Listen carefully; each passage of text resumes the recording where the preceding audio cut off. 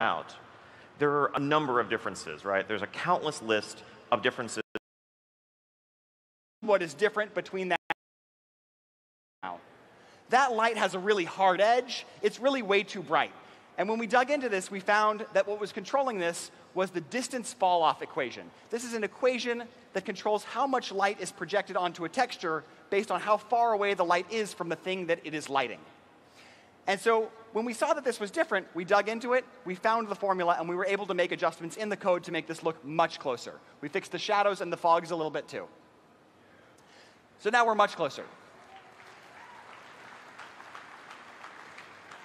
I imagine at this point, you guys are wondering one of two things. Are you done yet? Or are you sure that it wouldn't have been easier to take that reference client and fix that? And I want to answer that second question first. A common theme in all of the problems and the bugs that we've encountered across this presentation so far is that they are visible. You can't fix what you can't see. So when we see these things, when we look at the modern version of World of Warcraft today, if I go to Battle for Azeroth and I take a look at it, I can see what is different between that and Classic. Like this trainer screen. It works, but it doesn't look right. We fixed it. We can find these things and we can fix them. We can do this over and over again. We can get your help finding them so that we can get this right. If we had started with the reference client, all of those problems are invisible problems. We know they're there, but we don't know about each individual one. They're the kinds of problems you can't see until a malicious actor is abusing them and destroying things for your players. Or when the servers are crashing only because there are millions of players online at once, and you couldn't get that in testing. So this is an approach that we took to make sure that we could ensure that same Blizzard level of quality that you've all come to expect.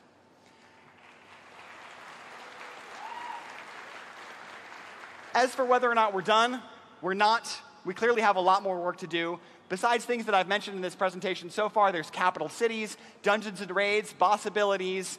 All of our PvP systems are still waiting for us to go take a look at them. And so we have a lot more work to go. As for whether or not we're done, and to talk about some of our design philosophies and how those affect the decisions that are coming up ahead, I want to bring back to the stage game director Ian Hazakostas.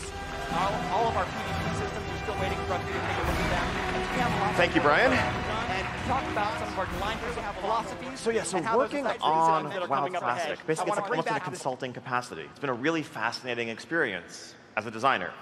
Because normally, what I do most of the day with Battle for Azeroth is creative work, it's problem solving, it's identifying a hole, figuring out the right puzzle piece that's going to fit that hole perfectly, thinking about things that might cause, and so on and so forth. But in the case of WoW Classic, that work was already done. That work was completed 12 years ago. And so that raises the question of, like, what does design even mean when it comes to this project?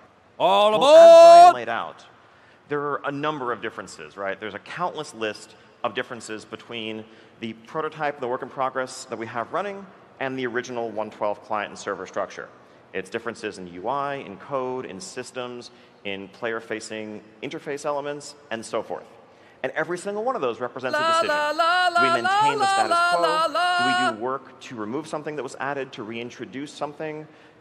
Or in some cases, do we even re-add certain bugs that were fixed along the way but felt like parts of the experience? And so before we begin, it should feel like the game that you know.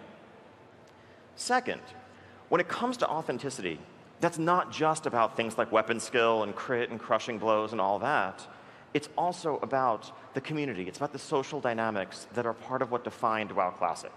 We understand that that is a key part of the experience, and anything that might threaten to undermine those dynamics is something that we need to be very suspect about, and again, use authenticity as our guide. Even if it might seem minor at a glance, those small changes could have large ripple effects that would change the way players related to the world and to each other. Finally, we really had this 1.12 data that we've been able to restore, and we viewed that as almost sacrosanct. That's everything from, the world and the quest lines and the stories to individual player abilities, creature health, tuning, and so forth. There's some changes in code and architecture in the way the client responds to the server and vice versa, that if we let stand using the modern structure, might have caused this data to produce a different result when it comes to things like game balance. And we definitely worried that if we ever felt like the result was different in a way that compelled us to crack this open it would very much be like opening Pandora's box. Because the second we start to substitute our modern judgment to solve problems from 12 years ago, we are deviating from our goal of a historical recreation of the game as it was and making something different. And that's something we want to avoid. So let me give you some examples of these problems as we dealt with them. A lot of these were really clear-cut. At the start of the project, we came up with a laundry list of literally dozens and dozens, over 100 items of ways in which the initial prototype that we had differed from the original experience. Some of these were just 5-minute, even 30-second conversations. Dungeon Finder. Of course we're not going to have Dungeon Finder or Group Finder in WoW Classic. I mean, that really speaks to the core social dynamic. Yes, it was inconvenient to stand in town spamming trade chat looking for a healer for 30 minutes. And yes, that meant that if you only had, some time before you headed to work in the morning, you couldn't realistically run a dungeon. And there are definitely advantages to being able to just instantly matchmake and teleport to the dungeon. But it also meant that when you found that healer, maybe you'd add them to your friends list. Maybe you'd have someone that you could rely on because it was super important to have friends, to have allies that you could join with, to not have to rely on spamming trade chat for 40 minutes. Or maybe when someone made a mistake and accidentally aggroed an extra mob and wiped the group, you probably weren't going to kick them out of the group for that mistake because it would have meant going back to town and spamming trade chat for 30 more minutes. So no Dungeon Finder. And yes, I know if you type /LFR in the current demo client, a window will pop up. That's not functional. It's a vestige. That's being removed. I think that's part of what Brian just alluded to. There's a lot of work still left to do, just because there is an element that you see in the experience that's playable on the floor or at home right now. Please don't take that to mean that that represents a final determination of what the game is going to look like. This is what I'm trying to lay out right now. Cross-realm grouping, again, no way, right? Realm identity, reputation, seeing the same people over and over again, knowing who the best geared warrior on your server is, those are important elements of the classic experience. That needs to be maintained. Flying, I'm not even going to dignify that. Let's skip ahead. Achievements. No. Again, achievements weren't even introduced until Wrath of the Lich King. So even if the infrastructure were there to support them code-wise, the data wouldn't be there. But again, this was a seemingly innocuous system, but it layered on an additional set of motivations to a world that didn't necessarily need them in its original form, that had its own goals to pursue. I mean, completionists were definitely a thing back in Classic. It's just you didn't get 10 achievement points for it. You just had the warm, fuzzy feelings and the satisfaction of 999 out of 1,000 exalted down the line and full green bars. And that was really what mattered back then. And another example, unified auction houses. Over the years, Alliance and Horde now share a single auction house no matter where you go. Not in Classic. In Classic, if you want to trade with the Alliance and you're a Horde player, well, head up to Everlook, Booty Bay.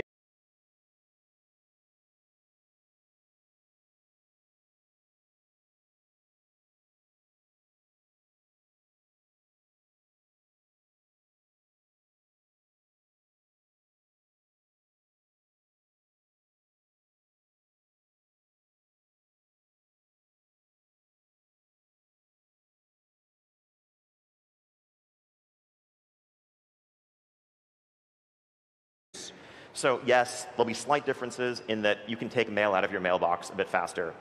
We think that's okay. Apologies if anyone disagrees.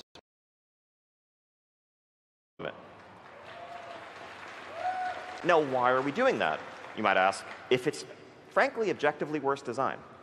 That actually implicates the third point on my original philosophy slide, which is we don't want to mess with the 112 data. We don't want to mess with balance. If we change the code in this regard, who's to say what effects that would have on balance in raids and PvP and elsewhere? Maybe suddenly dot classes like Warlocks and others are far more effective than they had been. And we have actually a different outcome, a different metagame than the original Classic experience produced. And that would actually be deviating from authenticity. So this was an area where, even though we feel it's worse and we can articulate arguments for why even the team of 2006 would have raised the limit if they could have technically, we're not going to because it would be inaccurate.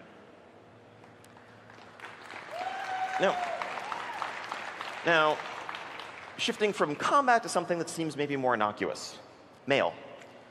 So back in the day, if you wanted to send mail to Nalt, to a guildmate, it would actually take 1 hour for it to arrive.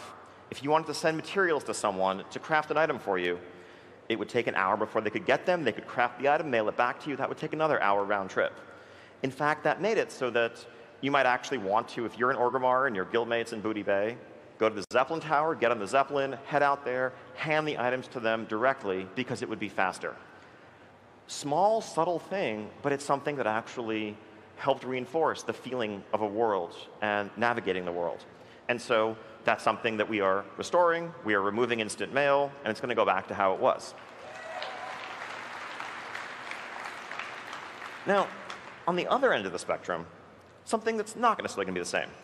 So user interface-wise, back then, it was not as easy to manipulate the user interface in terms of attaching items, or today you can shift right-click to just directly take something out and put it in your bags. Honestly, it doesn't make sense to do work to remove pure UI conveniences that have no impact on gameplay, no impact on social mechanics, and the sorts of things that an add-on could easily reproduce. So yes, there'll be slight differences in that you can take mail out of your mailbox a bit faster. We think that's OK. Apologies if anyone disagrees. Another example, loot trading. So this was a system added in Wrath of the Lich King, where if you've looted an item from a dungeon or raid boss, there's a 2-hour window where you can give it to someone else, even though it's bind on pickup, who also participated in the boss kill. Now, this was added to solve a common problem that existed back in Classic, where if you accidentally looted an item, someone else in the raid was meant to get it, or maybe it was master looted to the wrong person, you could open a customer support ticket, contact the GM, and say, I didn't mean to loot this, I would like to give it to so-and-so. And it might actually take a 4 or 5 day turnaround time, but CS would generally help you out with that problem and transfer the item. This is a case where we're keeping loot trading in because the end result is the same. We're just saving you a 4 or 5 day wait, or thankfully a shorter wait these days given our support turnaround, but we're also freeing customer support bandwidth to focus on other player issues. The actual result is not the same. And apologies if you were planning on using the ninja looting excuse of like, I totally didn't mean to click it. I guess I just have to equip it now.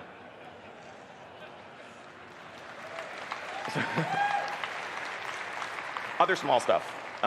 If you played a rogue back then, you might remember energy regeneration worked differently than it did today. Today, there's predictive regeneration on the client where you get 1 point of energy every 1/10 of a second or so, modified by haste. Back then, and this was a limitation of infrastructure, client-server communication, it came back in much larger discrete chunks. That meant you could be sitting at 38 energy wanting to use a 40 energy Sinister Strike, and you might have to wait over a second to do so. Again, not the product of an active design desire, but just a technical limitation that no longer exists today. But because this impacts things like the pacing and flow and feel of playing a rogue, or some PvP implications for pooling, for burst, we are restoring the old energy regeneration.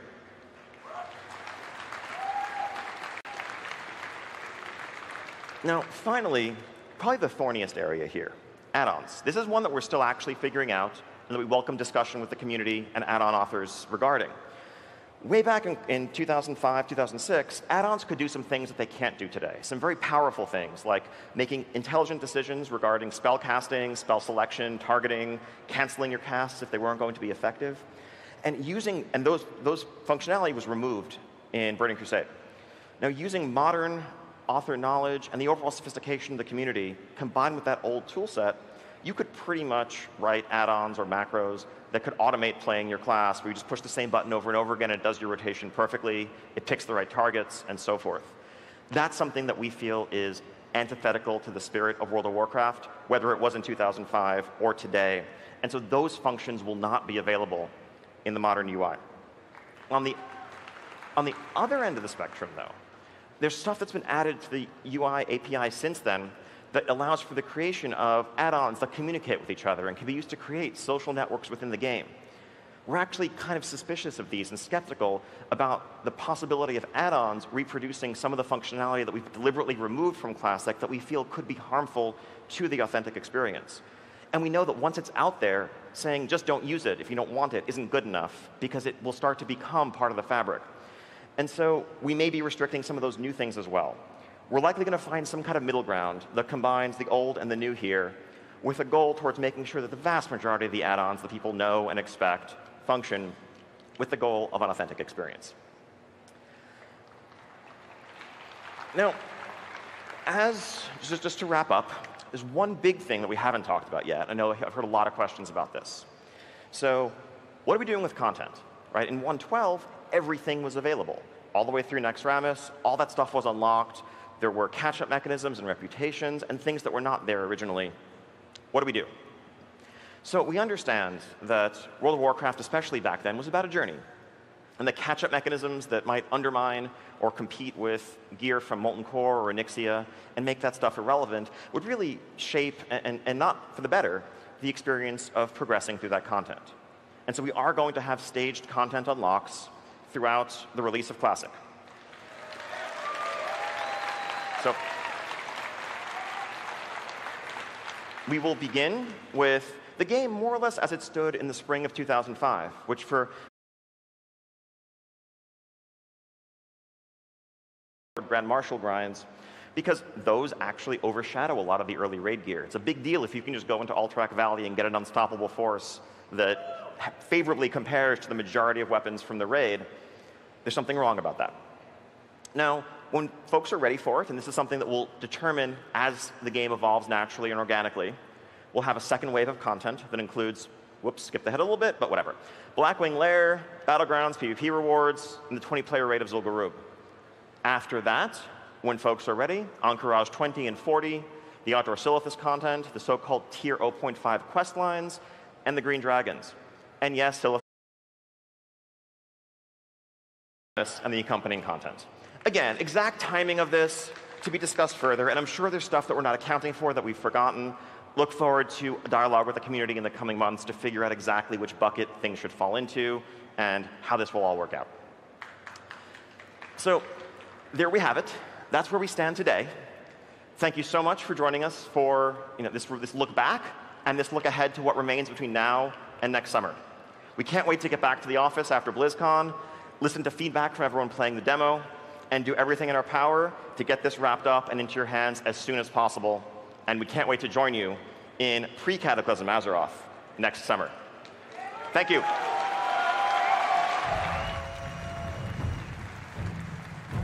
Thank you for attending Restoring History, Creating WoW Classic.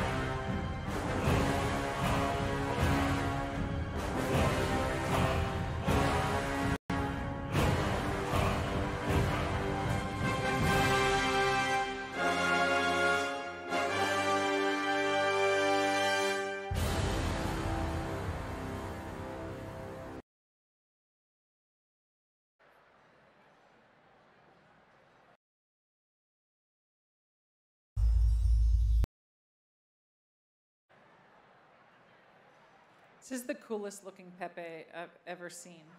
How would you describe him? Unique. Everyone has to stop by and see this Pepe.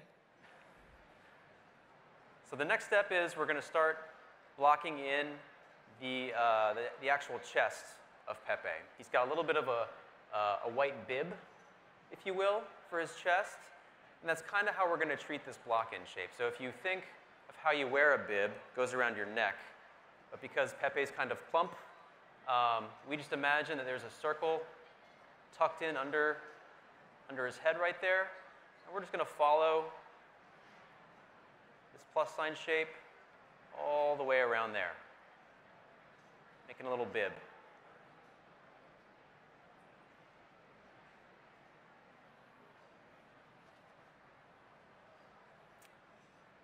All right. Now going back to the face up here, we'll start blocking in some of the eye shapes. So right inside of the circle that we drew, we're going to draw another smaller circle,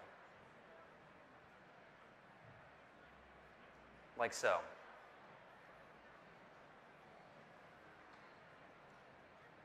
And then for the oval, we're going to do a smaller oval inside that one as well.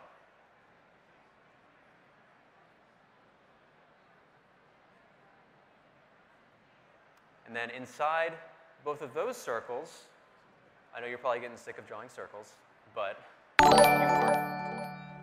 inside this circle here on the right-hand side, we're just going to put a nice, small little circle right there. And on the oval side, sort of the same thing, little circle right there. And we're blocking in the cute, adorable little shine that Pepe has on his eyes right there. Give him that cute little puppy dog eye look that makes him so cute. Okay, how we doing? Everyone doing good? Yeah? All right. That's some Pepe artist. We get to explore that. We get to go back to that moment. So amazing. Or Diablo. Yeah. Exactly, yeah. I was talking to Caleb yesterday. We showed that package a little bit earlier, and for me, what I loved is it's a story that we weren't going to get, right? Oh, yeah. It's between 2 and 3, so Yeah. it's extra Diablo. Extra Diablo. It is. Right? It's more Diablo. It's more Diablo in a timeline that has previously been unexplored. Yeah. You know, I think there's all sorts of stories that we could be telling in that timeline.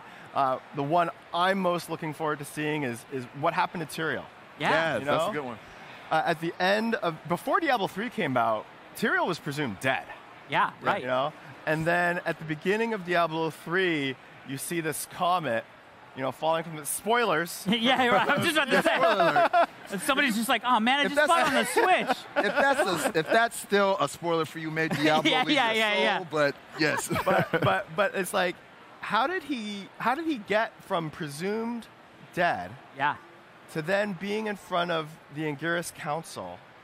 Yeah. And then that cinematic there, you know, the feels. Yeah. Falling from heaven. Truly is the falling star. Yeah. Yeah. I mean, that was bonkers. And so we get to explore that. We get to go back to that moment. So amazing.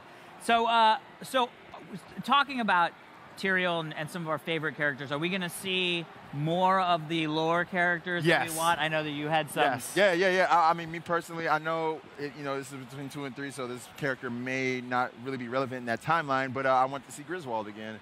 Griswold. Because last time we saw Griswold, he was like a zombie in Diablo 2, I think. After, right. That kind of taken over, and I was like, oh man, maybe this is an opportunity for them to, like, wrap up his story. I don't want to give away too many spoilers. Okay. Yes. We're still working on it, but I think there's a lot of characters that we can expect to explore, that we want to look at. Yes. Deckard Cain, of course. I know lots of people are excited that Deckard Cain will be coming back. I'm not going to do your Deckard Cain impersonation for you. It's not very good. Dang it. By the way, are we going to get a young Albrecht? Because that's my favorite thing. My last name is very weird. It's not usually in games, but in Diablo 3, there's the young Albrecht is in the slot and caffeine. We do have a young Vala. Oh, cool. Yes. And actually, it's really cool because you kind of see Vala in the Vala as a character really kind of came into her own in Heroes of the Storm. Yeah, totally. Yeah, we have some legendary items and some lore sprinkled throughout Diablo 3, and Diablo Immortal will be our chance to really explore more about Vala.